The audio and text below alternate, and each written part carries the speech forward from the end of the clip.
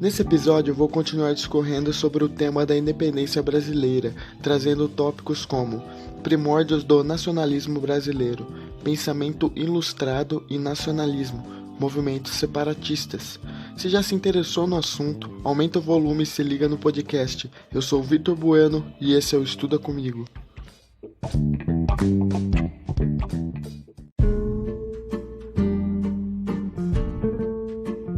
No podcast anterior, vimos alguns dos traços mais marcantes da sociedade colonial, como por exemplo, modelo econômico exploratório, baixa densidade demográfica e distribuição desigual da população, além de pouca comunicação entre as várias regiões da colônia. Não existia consciência de que as várias partes do território formavam uma unidade. Habitantes de São Paulo, Rio Grande do Sul, Pernambuco ou Pará não tinham motivos para imaginar que partilhavam uma identidade cultural. Por fim, a experiência colonial na prática foi fundamentalmente regionalista.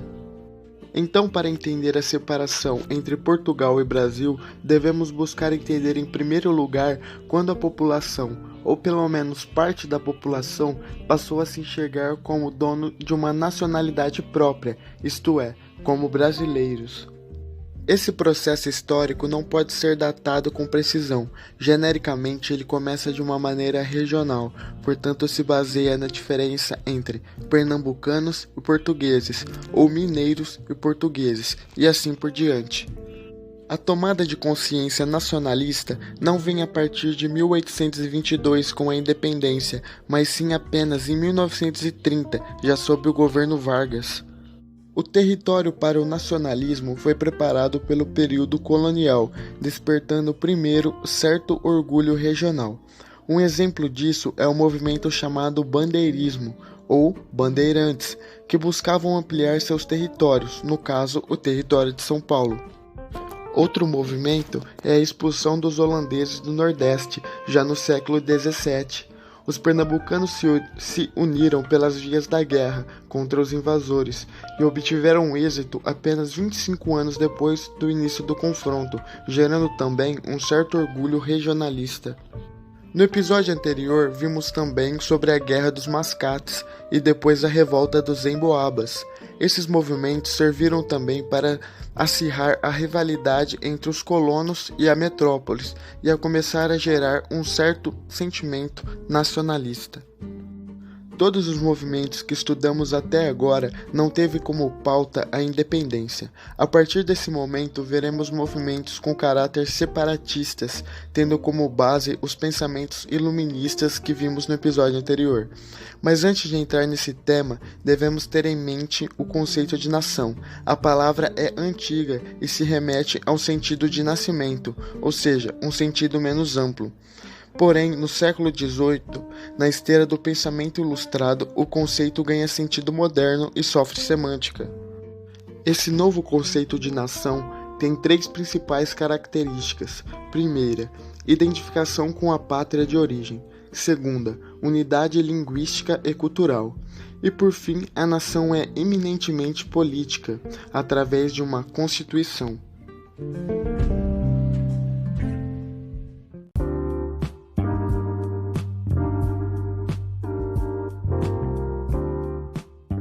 Agora sim, vamos aos movimentos separatistas, começando pela Inconfidência Mineira. Foi uma tentativa de revolução abortada pelo governo em 1789, em pleno ciclo do ouro, na então capitania de Minas Gerais. Duas das principais causas foram a importação das ideias políticas do Iluminismo e a notícia da Revolução Americana de 1776. Como os envolvidos no movimento foram levados a julgamento e sentenciados, temos acesso aos autos do processo aberto pela justiça portuguesa, nos quais aprendemos que os inconfidentes estavam familiarizados com os escritos de John Locke, Jean-Jacques Rousseau e Voltaire, e demais pensadores considerados subversivos, além de terem adotado a emancipação norte-americana como principal modelo de luta política anticolonial. Sabemos também que um dos conspiradores, José Joaquim da Maia manteve contato em 1786 com o então embaixador Thomas Jefferson, principal autor da Declaração de Independência dos Estados Unidos e futuro presidente do país. Minas Gerais estava há décadas em franco declínio e a crise do ouro só fez apertar o controle português. Em meio a esse quadro chegou a notícia da derramada, isto é, da execução à força, inclusive por meio do saque dos impostos atrasados. A coroa havia determinado que a província pagasse 100 arrobas de ouro como imposto anual, mas com o esgotamento das jazidas, esse valor não era atingido há 2 décadas. Na época da Inconfidência, a dívida acumulada chegava a quase 600 arrobas. No final do século XVIII, boa parte da economia mineira estava, portanto, fora da alçada do pacto colonial, o que explica a relativa autonomia da sua elite em relação a Portugal, e também o porquê do antagonismo entre colonos e portugueses tornar-se mais expressivo naquela província. Por último, é preciso lembrar que a Inconfidência foi protagonizada por membros de classes mais abastadas. Isso com algumas poucas exceções, incluindo o próprio Tiradentes, um militar de patente mais baixa, alferes e dentista nas horas vagas. Eram todos fazendeiros, mineradores, oficiais de alta patente, advogados, magistrados, figuras de prestígio, invariavelmente prejudicadas pelo desastre das políticas coloniais. Portanto, na formação da conspiração concorreram também interesses pessoais. Na prática, a Inconfidência se resumiu a alguns poucos encontros, nos quais se discutiam falhas e injustiças da administração colonial, e os planos para separar Brasil e Portugal. Os conspiradores dividiam-se basicamente em 3 grupos: homens de ação, como Tiradentes, responsáveis pela costura de alianças políticas e pela conquista de apoio; intelectuais, ideólogos do movimento; e homens de recursos, responsáveis por financiar o levante, e que naturalmente teriam muito a ganhar com a sua vitória. Não sabemos ao certo qual era o projeto de país dos Inconfidentes, mas algumas medidas foram cogitadas, conseguindo maior ou menor adesão: fundação de uma universidade em Minas, extinção do exército regular e armamento da população civil; incentivo à manufatura, perdão das dívidas contraídas por Minas Gerais junto à coroa e até a liberação dos escravos. Discutiam-se também se o Estado brasileiro, após a independência, deveria ser uma monarquia ou uma república. A conspiração foi traída por 3 de seus membros. A Inconfidência acabou com a prisão dos indivíduos, exílios temporários ou permanentes na África e a morte espetaculosa de Tiradentes, que, após o 3º interrogatório, no total de 11, assumiu todas as culpas. De certo modo, a independência, dada como pauta pela Inconfidência Mineira, gerou muito desconforto na coroa portuguesa, que seria mais um dos sintomas para a possível e real separação entre a coroa portuguesa e o Brasil. O clima de paranoia despertado pelos eventos em Minas Gerais levou à revelação de mais uma conjuntura, a carioca.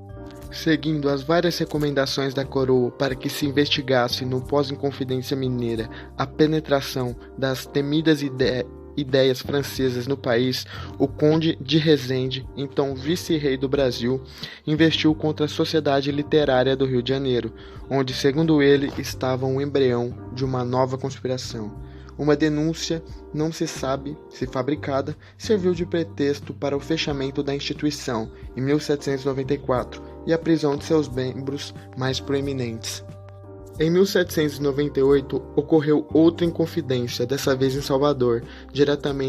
Diferentemente das anteriores, ela envolveu as camadas mais pobres da população, incluindo alguns escravos, a ponto do escritor Afonso Rui nomear seu livro de 1942 como A Primeira Revolução Social Brasileira.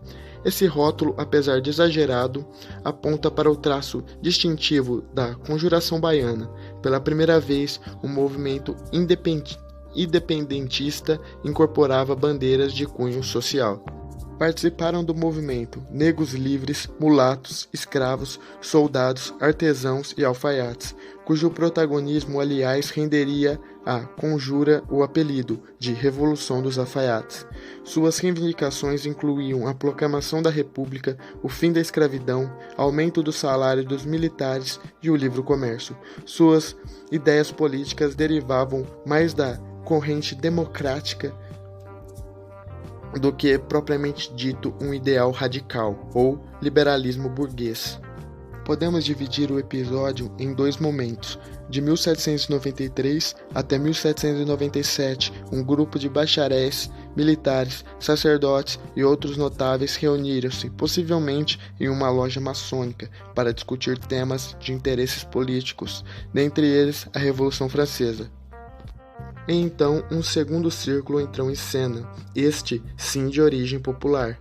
Influenciados pelos ideólogos do primeiro grupo, eles continuaram com as reuniões e passaram a discutir medidas concretas para derrubar o governo colonial, a ponto de marcarem uma data para o primeiro levante, 28 de agosto de 1798. A conclamação foi feita em panfletos colocados pelas ruas da capital baiana no dia 12 daquele mês. Assim como as inconfidências anteriores, a conjuntura em Salvador foi desmantelada antes de conseguir qualquer vitória política concreta.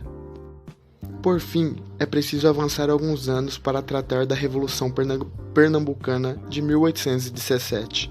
A conspiração envolveu várias camadas da população: proprietários rurais, artesãos, comerciantes, militares, juízes e muitos membros do clero. O governador de Pernambuco, ciente dos planos para a revolução, mandou prender seus líderes. Um deles, o capitão José de Barros Lima, matou o oficial português que tentou capturá-lo e antecipou assim o início da revolta.